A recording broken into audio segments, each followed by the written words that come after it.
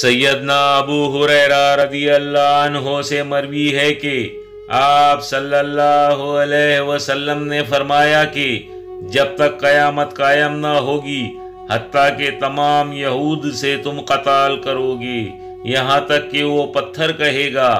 جس کے پیچھے یہودی چھپا ہوا ہوگا، اے مسلم میرے پیچھے یہودی ہے پس اسے قتل کرو۔ مذکورہ حدیث میں مسلمانوں کو عظیم خوشخبری سنائی گئی ہے کہ تمہارے ہاتھوں سے یہودیوں کا عبرتناک انجام ہوگا۔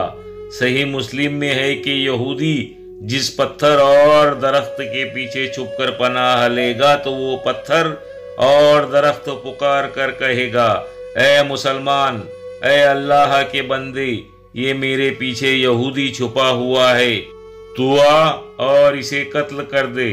الا الغرقد فإن شجر یہود، صحیح مسلم 2922، سوائے غرقد درخت کے کیونکہ وہ یہودیوں کا درخت ہے۔